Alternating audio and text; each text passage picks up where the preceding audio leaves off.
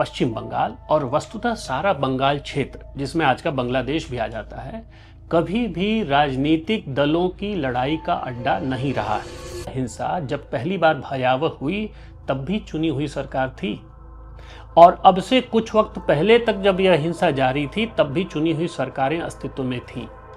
Post पोल violence के नाम पर हुई हिंसा का गवाह पूरा देश बना, एक मूक और बहरा देश, जिसे पता तो लगभग सब कुछ था लेकिन कोई कुछ नहीं बोल रहा था, ठीक कश्मीर के तर्ज पर।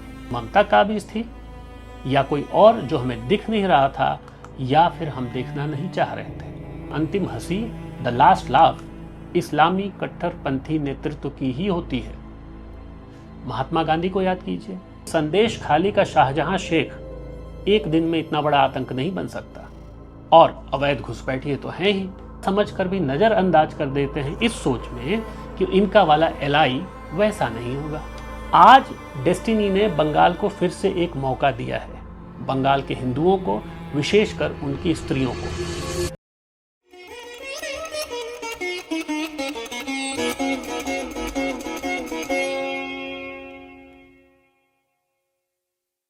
नमस्ते। पश्चिम बंगाल के चुनाव परिणाम 4 मई को आ गए। प्रचंड बहुमत भी आई, नई सरकार भी बन गई। टीएमसी के बुरे और बर्बर शासन के बारे में काफी बात हो चुकी है। वहां की जनता जो राहत महसूस कर रही है वह किसी से छुपा नहीं। अब ये सारी बातें तो हो चुकी हैं, तो फिर क्या नया है इस वीडियो में? कुछ बातें रेखांकित करना यानी कि अंडरलाइन करना आवश्यक हो जाती है। 2 बातें हैं। पहला, यह किसी एक दल मात्र की जीत नहीं है। पश्चिम बंगाल और वस्तुतः सारा बंगाल क्षेत्र, जिसमें आज का बांग्लादेश भी आ जाता है, कभी भी राजनीतिक दलों की लड़ाई का अड्डा नहीं रहा है। यह हमेशा से और विशेषकर स्वतंत्रता प्राप्ति के ठीक पहले से लेकर अब तक एथनिक क्लींजिंग का थिएटर रहा है। 1946 का द ग्रेट कैलकाटा किलिंग्स, 1971 का वायलेंस, यह तो बड़ी बड़ी घटनाएं हैं जिनके बारे में हम कभी न कभी बात करते हैं। किंतु आज के बांग्लादेश में और राजनीतिक हिंसा के नाम पर पश्चिम बंगाल में भी इंडिविजुअल लेवल पर उसी एथनिक क्लींजिंग का कार्य जारी है। ध्यान देने वाली बात यह है कि यह हिंसा जब पहली बार भयावह हुई तब भी चुनी हुई सरकार थी, और अब से कुछ वक्त पहले तक जब यह हिंसा जारी थी तब भी चुनी हुई सरकारें अस्तित्व में थीं। डायरेक्ट एक्शन डे का खलनायक एच.एस. सुहरावर्दी बंगाल का मुख्यमंत्री था जब 16 अगस्त 1946 को कलकत्ता में हिंदुओं का कत्लेआम हुआ और महिलाओं का बलात्कार करने के बाद उनके शरीर को बकरे के मांस की तरह दुकानों पर लटका दिया गया। ऑल इंडिया मुस्लिम लीग एक लोकतांत्रिक पार्टी थी, उसके चुने हुए सदस्य थे और सुहरावर्दी उनका नेता। लेकिन हम जानते हैं कि वस्तुतः वह एक ही कौम का नेता था। उसकी देखरेख में हिंदू स्त्रियों का सिस्टमैटिक बलात्कार और अपमान हुआ।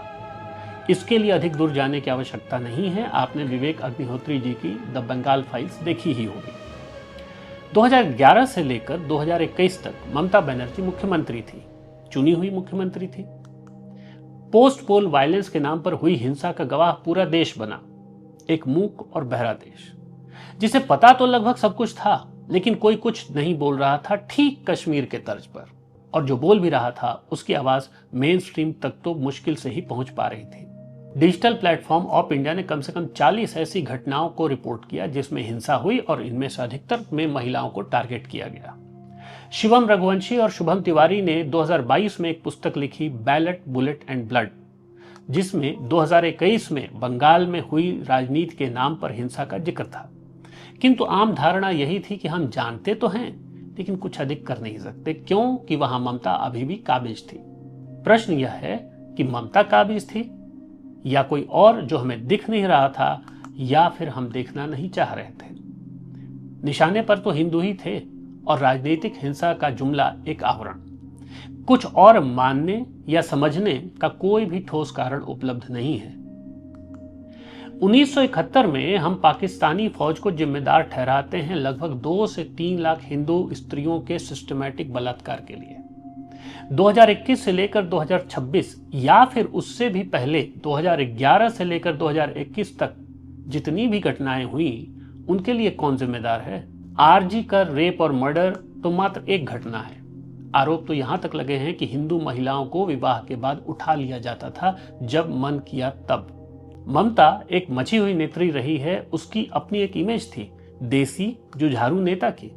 लेकिन जब किसी महिला मुख्यमंत्री से महिला सुरक्षा के बारे में प्रश्न होता है तो इतना तो मानना ही पड़ेगा कि उसे भी पता है कि क्या बयान देना है। चाहे वह दुर्गापुर का मामला हो 2025 का, जिसमें ममता ने कहा कि लड़की रात को क्यों घूम रही थी, या फिर 2012 का पार्क स्ट्रीट मामला जिसे ममता ने मनगढ़ंत किस्सा बताया, तब प्रश्न उठता है कि वह किसको बचा रही थी। दोनों ही मामलों में पीड़िता किसी राजनैतिक पार्टी की सदस्य या समर्थक नहीं थी। प्रश्न यह है कि वह क्या है जिसकी वजह से सत्ता के शीर्ष पर बैठा एक नेता दरिंदगी से सराबोर एक शक्ति के सामने रीढ़ की हड्डी निकालकर बिछ जाता है। यह मानना तो कठिन है कि एक राजनेता होने के नाते ममता को यह नहीं पता होगा कि इतना उत्पात करने से उनको जनता कभी न कभी तो बाहर कर देगी, या फिर और कुछ नहीं तो राष्ट्रपति शासन लागू कर दिया जाता। कभी कभी चुनाव नजदीक होने पर वह कुछ एक बयान देती थी जिसमें ऐसा लगता था कि वह हिंदुओं को रिझाना चाह रही हो। राजनेता सत्ता लोलुप होते हैं और सभी पक्षों को साथ में ले चलने का प्रयास करते हैं। फिर कौन सी ऐसी शक्ति थी जो ममता को थोड़ा भी खुल के बैलेंसिंग गेम नहीं खेलने देती थी? कहीं ऐसा तो नहीं कि अपने संख्या बल, बंगाल के सड़कों पर और गलियों में खुली छूट और आइडियोलॉजिकल कवर फायर देने वालों की पूरी जमात ने उन शक्तियों को पूरी तरह आत्मविश्वास से भर दिया था। यहीं से वह दूसरी बात शुरू होती है जो हमें रेखांकित करनी ही होगी, और वह बात यह है कि अधिक नहीं, पिछले 101 वर्षों का इतिहास इस बात का साक्षी रहा है कि जब जब हिंदू नेता ने किसी भी कारण से, चाहे वह सत्ता का प्रलोभन हो, सेक्युलर पॉलिटिक्स की बात हो या सत्ता में भागीदारी हो, जब जब ऐसे किन्हीं भी कारणों से इस्लामिक कट्टरपंथ से हाथ मिलाया है तो ना सिर्फ उसे झटका लगा है बल्कि यह भी स्पष्ट हो जाता है कि अंतिम हंसी, द लास्ट लाफ, इस्लामी कट्टरपंथी नेतृत्व की ही होती है। महात्मा गांधी को याद कीजिए और याद कीजिए अली बंधु और उनके खिलाफत आंदोलन को। कहां एक ओर भारत को स्वतंत्र कराने की बात थी और कहां दूसरी ओर दूर बैठे खलीफा के पद, जिससे भारतीयों का कोई सरोकार नहीं था, को दोबारा से बहाल करने की जिद। दोनों का गठबंधन अपने आप में एक अनहोनी ही थी, किंतु ऐसा हुआ और नतीजा पहले मोपला संघार और अंततः भारत का रक्त रंजित विभाजन, जिसका दंश बंगाल ने संभवतः पंजाब से अधिक झेला, लेकिन कोई उसकी बात ही नहीं करता।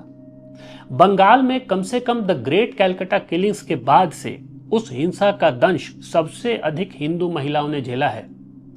वस्तुतः बंगाल के हिंदू महिलाओं की त्रासदी को तो अभी पूरी तरह लिखा ही नहीं गया है। फिर याद कीजिए पाकिस्तान के पहले कानून मंत्री जोगेंद्र नाथ मंडल को। बड़ी उतावली से बंगाल के दलितों के अच्छे भविष्य के लिए पाकिस्तान का हिस्सा बनने के लिए मना लिया, हिंदू बहुल सिलहट को बांग्लादेश में मिलवाया, और जब विधर्मियों ने उसी ईस्ट पाकिस्तान में हिंदुओं, जिसमें अधिकतर दलित थे, की निर्मम हत्या और उनकी स्त्रियों के बलात्कार की आंधी ला दी, तब दुखी होकर इस्तीफा देकर भाग चले। कुछ लोग सुहरावर्दी के साथ मिलकर यूनाइटेड इंडिपेंडेंट बंगाल की परिकल्पना को आकार देने में लगे थे। परिणाम क्या हुआ? The great Calcutta killings. उनमें से एक किरण शंकर रॉय पाकिस्तान संविधान सभा के सदस्य भी रहे, लेकिन 1948 में वापस भारत आ गए।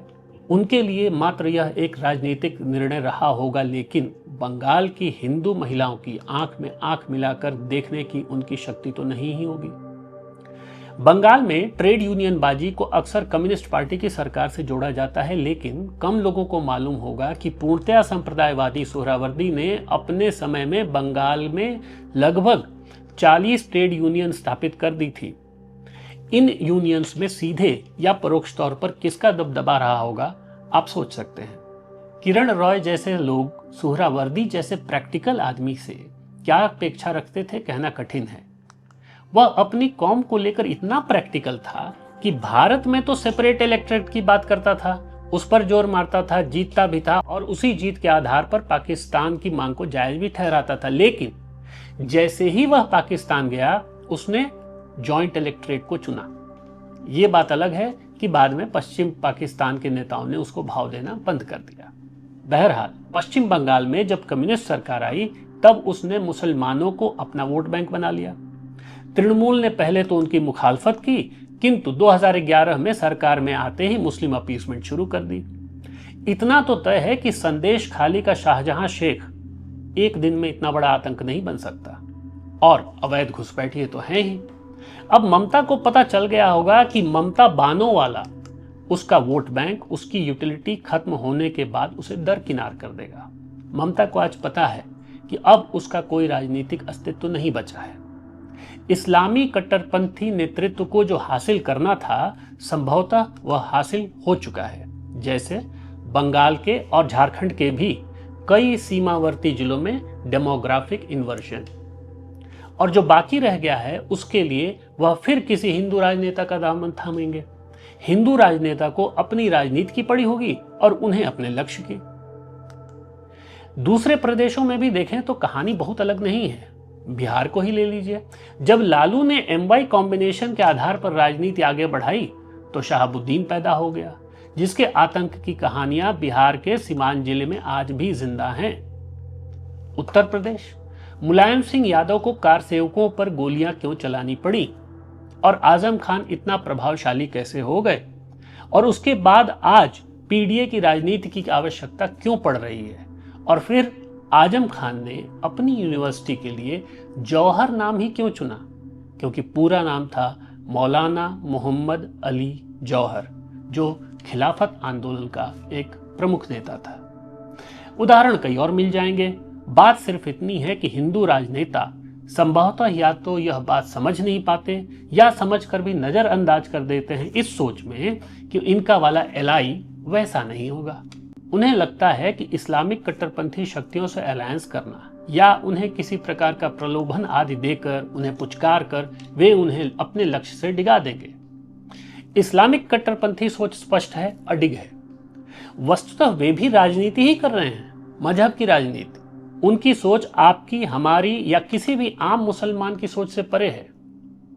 उसे मजहब के नाम पर पूरे विश्व में सत्ता चाहिए, सीमाओं का, संस्थाओं का, संविधान का। इन सब का उनके लिए कोई महत्व नहीं है, सिवाय इसके कि वे इन्हें अपने लक्ष्य को आगे बढ़ाने के लिए एक हथियार की तरह प्रयोग करते हैं।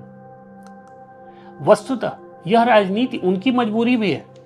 यदि वे ऐसा नहीं करते हैं तो वे अपनी ही कौम के ऊपर अपना नियंत्रण खो देंगे और अपने लोगों को फिर सब्जबाग कैसे दिखाएंगे, चाहे वह 72 हुरों की बात हो या फिर कि इस्लाम का परचम पूरे विश्व में लहराएगा। बंगाल में भद्रो लोग अक्सर सिंक्रेटिक कल्चर की बात करते हैं। उनका कहना है कि यहाँ हिंदू मुसलमान के रिश्ते थोड़े अलग ढंग से निभाए जाते हैं। यह संभव है और इसके पीछे कारण है। बंगाल कभी भी इस्लामिक आक्रांताओं के सीधे हमले नहीं झेला। यहाँ पर सल्तनत यानी कि मुगलों से पहले के शासक आए, किंतु बहुत मजबूती से अपना राज्य कायम नहीं कर पाए।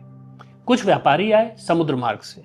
बंगाल का पहला नवाब मुर्शिद कुली खान को माना जाता था, जिसे मुगल शासक फर्रुखसियार ने नियुक्त किया। हालांकि उससे पहले ही मुर्शिद कुली खान औरंगजेब का पसंदीदा सिपाहसालार बन चुका था।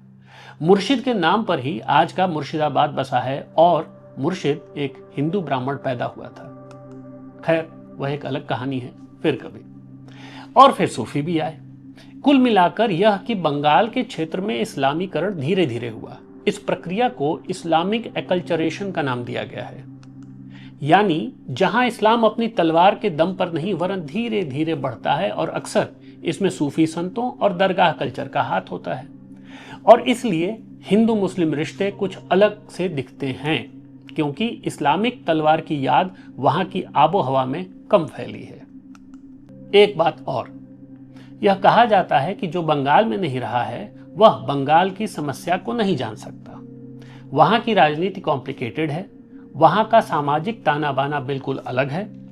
यह सत्य है, किंतु यह भी उतना ही सत्य है कि जब आप यह मान लेते हैं कि जो बाहर का है उसे यहाँ की स्थिति नहीं मालूम, तब कहीं न कहीं आप अपने ही बुलबुले में कैद हो जाते हैं। बंगाल का भद्रलोक इस बुलबुले से बाहर आ ही नहीं पाया। यह ठीक है कि बाहर वाला गलत आकलन कर बैठेगा, किंतु इसी बहाने चर्चा तो शुरू होगी। कई बार ऐसा लगता है कि बंगाली भद्रलोक ने खुद को आइसोलेट करने की ही ठान ली थी। उन्हें समझना पड़ेगा कि यदि वे स्पेशल हैं तो भारत का हर राज्य, हर शहर स्पेशल है।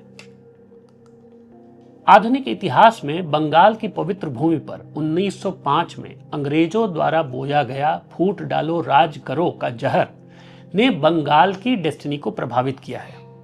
आज डेस्टिनी ने बंगाल को फिर से एक मौका दिया है, बंगाल के हिंदुओं को, विशेषकर उनकी स्त्रियों को।